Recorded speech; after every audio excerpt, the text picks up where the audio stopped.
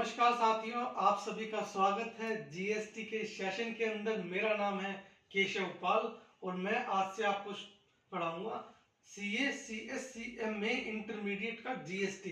Basically हम यहाँ पर रिवीजन करेंगे टॉपिक्स की। इन डिटेल्स में भी कुछ टॉपिक्स को पढ़ेंगे, लेकिन हमारा जो मेन ऑब्जेक्टिव होगा वो होगा revision of CA intermediate, CS intermediate and CMA intermediate के जीएसटी की। देखिए सर, हमारा जो टारगेट होगा इस चैप्टर के इस सेशन के अंदर जीएसटी के बारे में कुछ इंट्रोडक्शन दूंगा मैं आपको कि जीएसटी के अंदर हम क्या क्या पढ़ेंगे।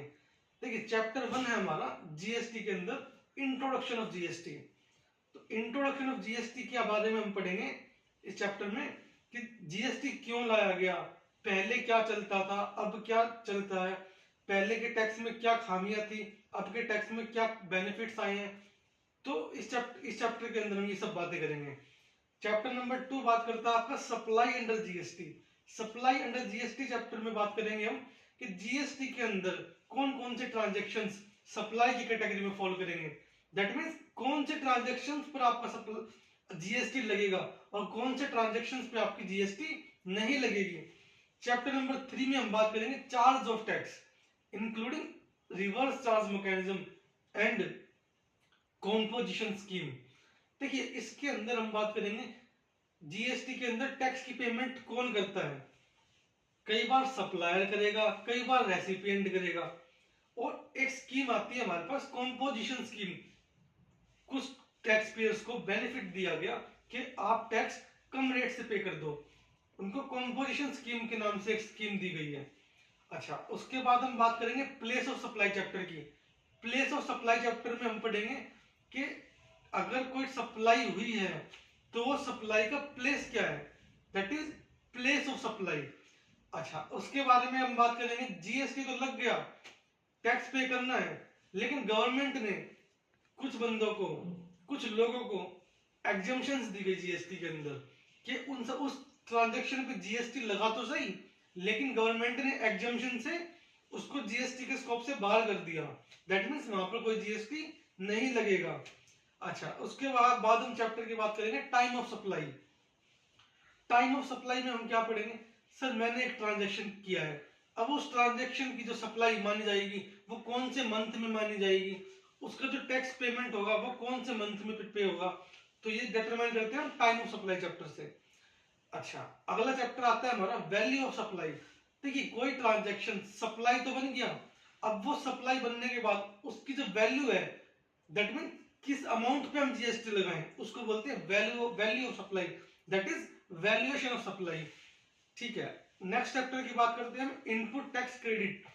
देखिए इनपुट टैक्स क्रेडिट होता क्या है, परचेज पे, दैट मीन्स अगर हमने किसी व्यक्ति से कोई सामान परचेज किया, परचेज करने पे हमने जो टैक्स पे किया उसको जीएसटी के रूप में, उस टैक्स का हमको इनपुट मिल जाएगा जब हम अपनी आउटपुट टैक्स लायबिलिटी डिस्चार्ज करेंगे।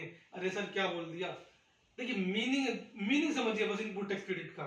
इनपुट टैक्स क्रेडिट का मीनिंग है परचेज पे जो हमने टैक्स पे किया उसको बोलते हैं इनपुट टैक्स क्रेडिट। बाकी जो मैंने बताया इनपुट टैक्स क्रेडिट के बारे में हम चैप्टर के अंदर पढ़ेंगे डिटेल में। उसके बाद हमारा चैप्टर आता है रजिस्ट्रेशन। कौन कौन से बंदे हैं, कौन कौन से पर्सन्स हैं, कौन कौन से टैक्स पेयर्स हैं जिनको जीएसटी में रजिस्ट्रेशन लेने के लिए जरूरत है। अच्छा, उसके बाद आता है tax invoice, debit note, credit note.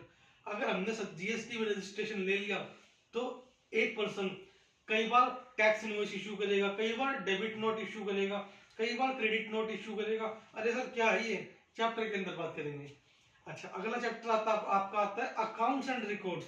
Accounts and records के अंदर हम देखेंगे कि जीएसटी के अंदर अकाउंट्स किस तरीके से मेंटेन किए जाते हैं, कब तक मेंटेन किए जाते हैं, ये सब बातें पढ़ेंगे चैप्टर के अंदर।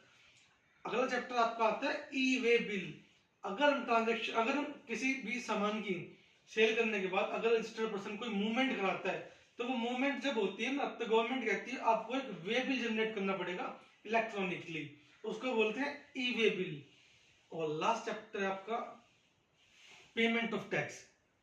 पेमेंट ऑफ टैक्स है आपका, पेमेंट ऑफ टैक्स में हम पढ़ेंगे कौन कौन बंदा जीएसटी की पेमेंट किस किस तरीके से करेगा, उसको बोलते हैं payment of tax under GST. उसके बाद चैप्टर आपका TDS and TCS under GST. GST के अंदर टीडीएस कैसे लगेगा, कौन पे करेगा, किस तरीके से लायबिलिटी डिस्चार्ज की जाएगी, एंड इसी तरीके से टीसीएस टैक्स कौन कलेक्ट करेगा जीएसटी के अंदर, and the last but not list is return under GST. Return under GST के अंदर हम पढ़ेंगे जो भी हमने अभी तक पढ़ा जीएसटी के बारे में, उन सभी की इंफॉर्मेशन एक रिटर्न फाइल करके दी जाएगी गवर्नमेंट को, जीएसटी डिपार्टमेंट को, उसको बोलते हैं रिटर्न अंडर जीएसटी। ये तो टॉपिक्स हुए हमारे कि कौन कौन से टॉपिक्स हम जीएसटी के अंदर डिस्कस करेंगे, कौन कौन से चैप्टर हम जीएसटी के अंदर डिस्कस करेंगे, इन चैप्टर में क्या क्या पढ़ेंगे, उसका मैंने आपको एक ब्रीफ इंट्रोडक्शन दिया है। डिटेल्स में पढ़ेंगे इन चैप्टर्स को हम जब रिवीजन करेंगे।